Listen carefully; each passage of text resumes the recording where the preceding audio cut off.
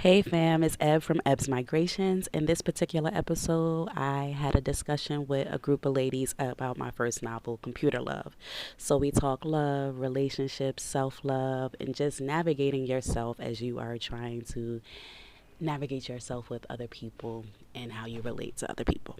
So enjoy. And realizing how much pleasure it's giving me to read a fiction book, right? I'm observing my physical body and all of that.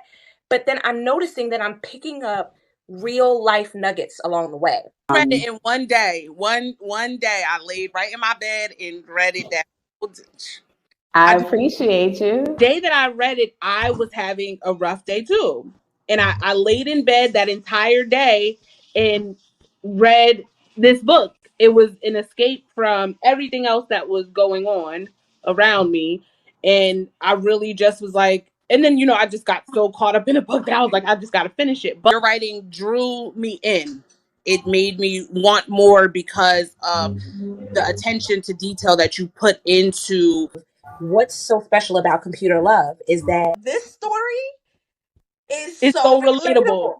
Yeah. Even though I have never traveled abroad, the interactions, the feelings, the vulnerabilities, I know men who have gone through trauma and struggle to be, they come in and they pull back for whatever reason. They struggle. Like this whole thing was like, yeah, this is actually real life. Relationship looked like if you had an opportunity to pursue it in a healthy way. And You're who you are, and your the imprint that you want to leave on this world is not just a love story. You want to, even if that wasn't the purpose of this book, it's in you.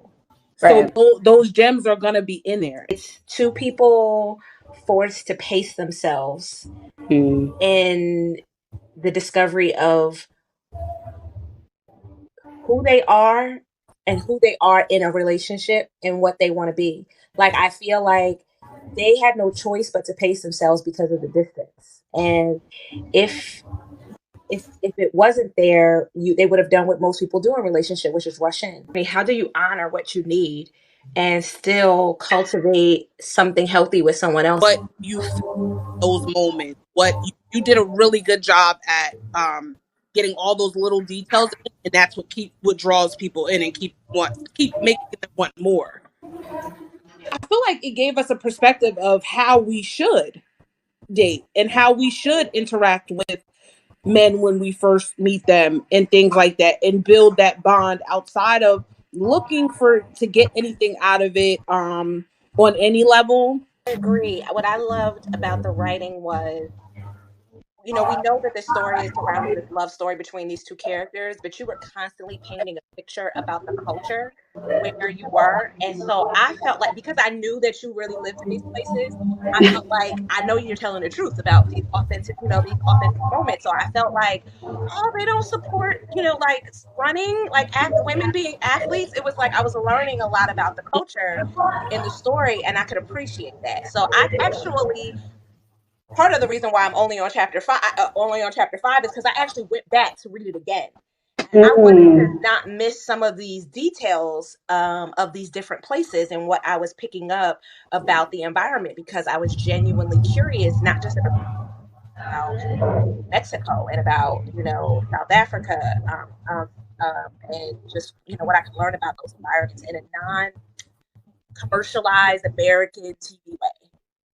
Yes, yes, yes. It was very important to like just remain authentic and to share stories from these cultures. And honestly, my students, like, that's what made me do a book too. They just kept sending me messages on messages, just thanking me for highlighting the Somali culture. Because a lot of people don't know about Somaliland. Even before I went to Somaliland, I never knew that existed.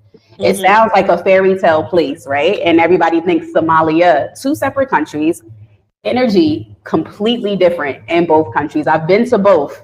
I think what surprised me was how many times I saw myself in some of the parts of the story, both in past relationships, like when old boy hit her up after a few months went by.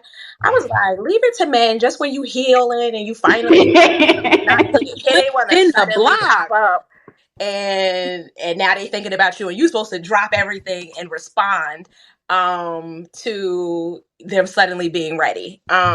There were also moments where I realized I had to check myself, because I realized that, you know, he wasn't wrong for recognizing, you know, for being aware of what he needed at that time. Like, he was afraid of connecting, but he at least acknowledged that he should have communicated that.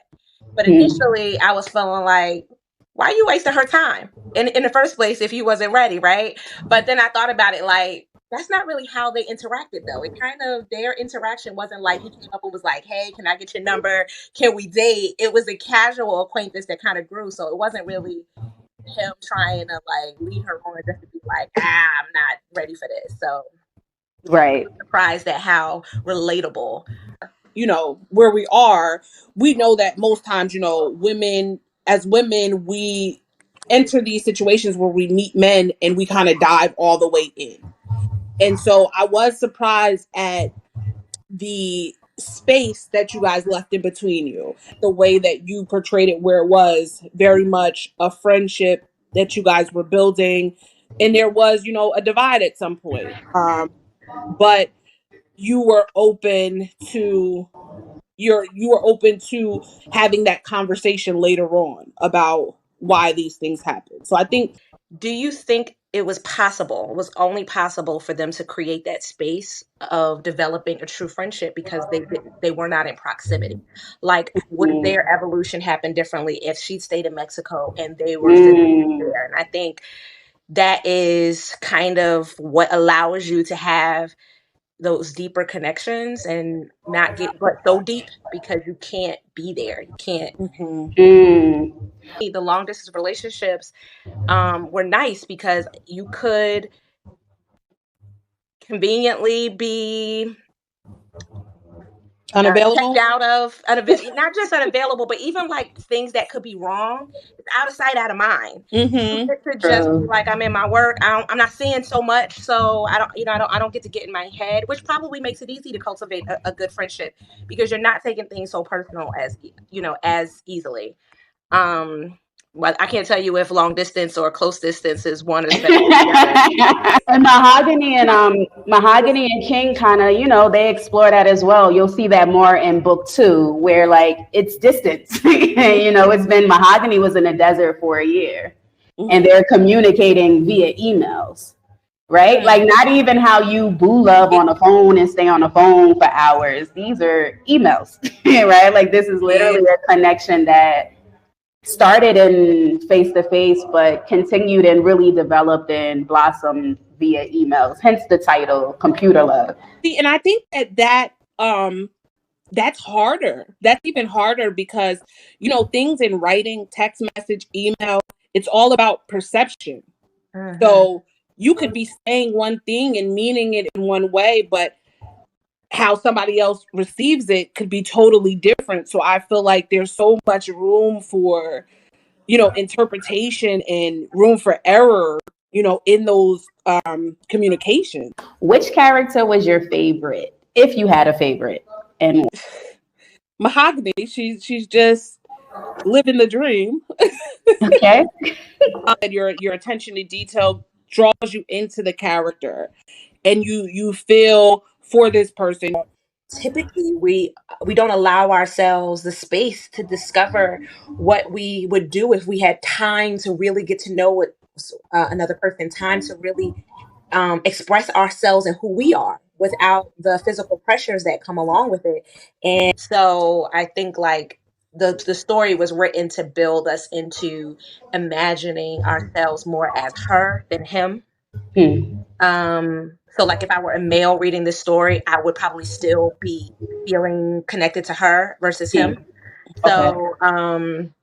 So yeah, I think we don't have no choice but to be in love with Mahogany. If I'm being honest, I feel a little petty. I feel like part of me is still like, nah, like keep that same energy you had the other day. He's just refusing to forgive him. Like Facts, I seriously, I facts. highlighted some stuff that was like cat. Yeah, don't tell me you were. Let me tell you, you were romantic.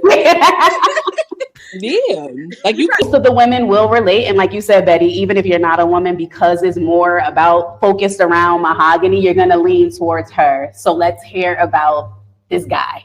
Like what's more about him? And I think hearing more of that and seeing the mental health part of veterans and what they go through and how he experienced loss because he lost all of his family, right? Like he mentioned that when they had their conversation when they first met.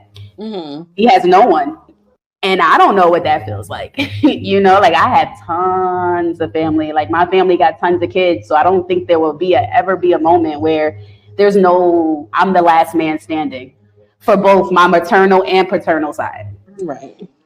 So I'm excited to hear that book two is going to have more of his backstory because I'll be honest, I did feel like when I read the part about his family and then he brings it up again as the reason why he was being cold and distant, I went back and was like, did I miss how they died? Like I was just like, No. how he don't got no pictures. Did the place blow up? I was like, King's story resonated with me.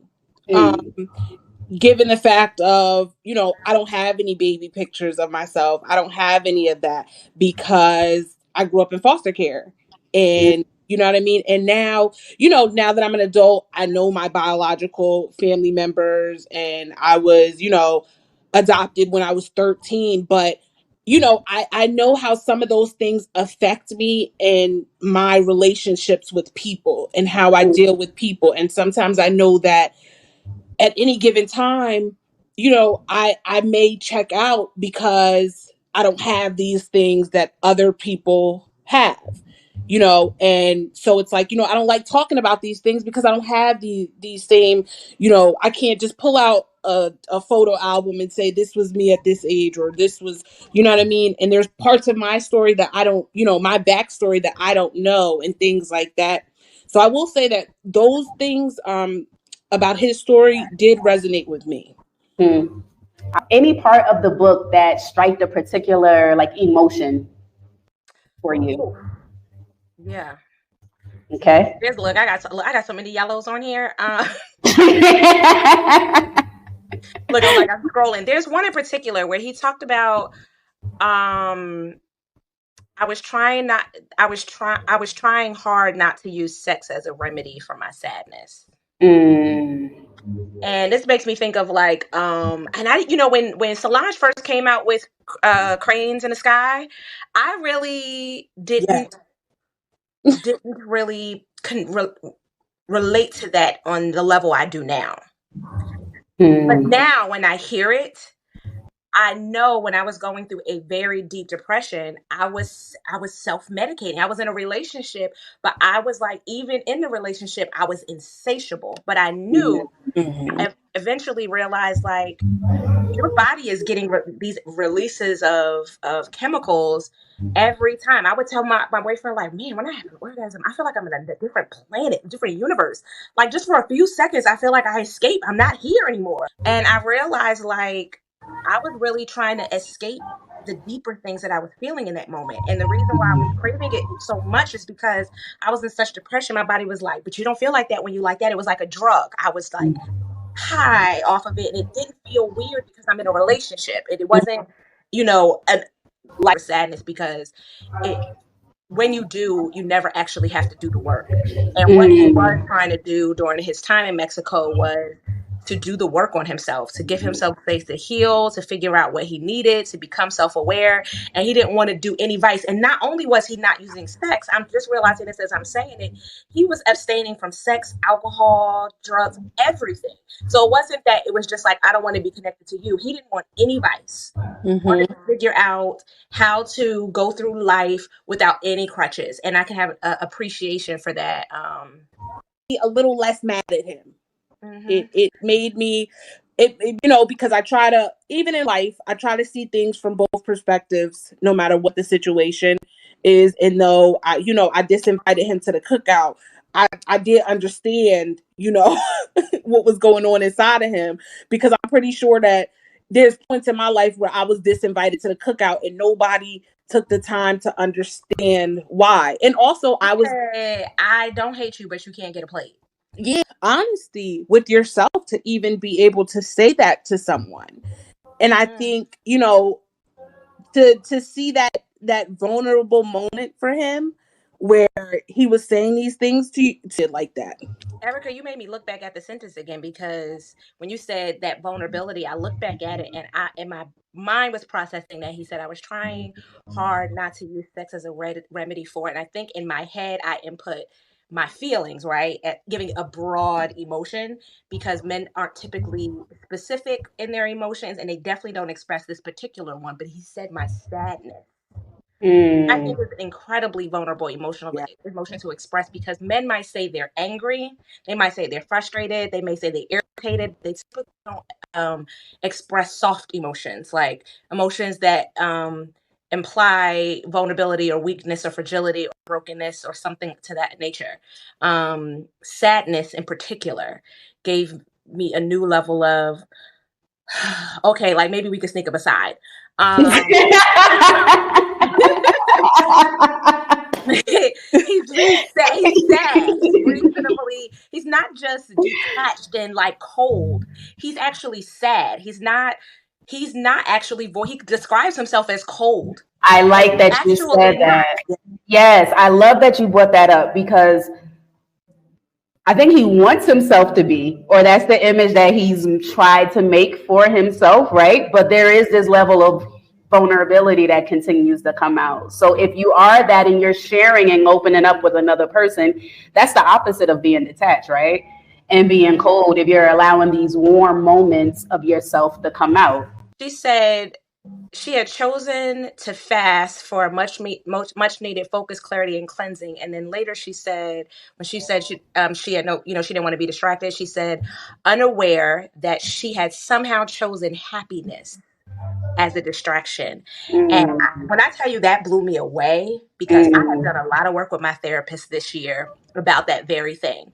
I was mm, explaining to her, like, in the past, it was a almost like a coming to Jesus moment that, oh, I might also be part of the problem. Like, I was in these really toxic relationships and they were legitimately toxic and Mm. abusive, but also I was able to see my role in it by being in a relationship with someone where I wasn't neglecting myself because I was having to take care of someone else. In the past, I was neglecting my needs, my goals, my dreams because I was in this completely draining relationship where I had to pour all of myself into this other person and I was doing all this caretaking. And then I ended up in a relationship where I was being loved on and it was fun and we were having fun together. And so I was neglecting my work because I want to spend time with them. I'm enjoying it, right? And I realized in every scenario, good or bad, I still put myself at the bottom of the list. mm, And so I really can't blame them for what I have chosen to do with my time. I mm, still, even in the best situation, struggle to see how making sure my priorities at the top of my list serve our relationship in the long run. Mm. And that was heartbreaking for me because it revealed that I don't really love myself, mm, that I valued the company and the love of someone else much more than I valued my own. Because if I enjoyed my own self as much, I wouldn't couldn't wait to be with me. As hype as I am to hang out with you, it's not Mm-hmm. that I didn't like that. That's the part that I couldn't wrap my head around. I'm like, I like myself, and I'm like, but not But you not. love yourself. But like and love is so different, right? Like my cousin was telling me about marriage. She was like, you need to like your spouse because love, you can love them and that can be easy. But if you don't like them, how are you going to spend every Mhm. day for the eternity with Yeah, them? So you can like yourself, but loving yourself is a little bit different. love don't pay these bills, okay? Yeah, like love is not enough, and you have to. That's why you need to build these friendships with people before you get into relationships, which is a step that many of us, especially when we're younger, we skip that step. We skip that step because we want instant gratification. So that's why within 3 weeks we're in love. I love this person. I love you. Because so many things get shown in books and TV and things like that. But vulnerability out of a man is so low on the totem pole when it comes to these things. It's just like there's no representation of, it's okay to be that man and that vulnerable, and to do the work and to articulate what that work is for you and why you're doing it and things like that. Oh, yeah, I Yellow. just highlighted another one. Okay. Let me give you this one because I feel like the Okay. listeners need to know. There's so many quotables in here. Because the thing is, this book is I don't know if I said this in the beginning, but I haven't read a fiction book in probably at least 12 years. Wow. Right, Same here. Jordan's 15, And I don't okay? think I realized that until you just said that. Me too. Yeah, And who knew that a love story would teach somebody about self-love or highlight self-love? So when you mention personal development, I love it too. And it's kind of tied into this book as well. Mm.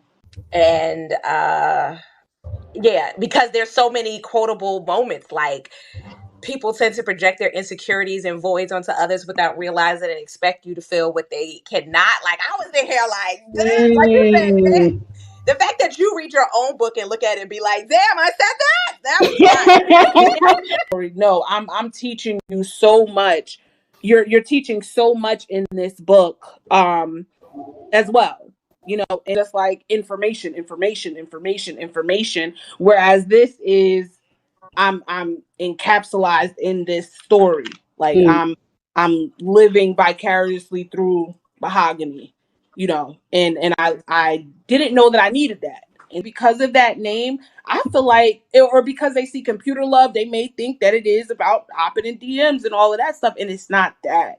It's Now so I'm much, sitting here it's thinking, like an what? old school love. Like, it's an old school love story.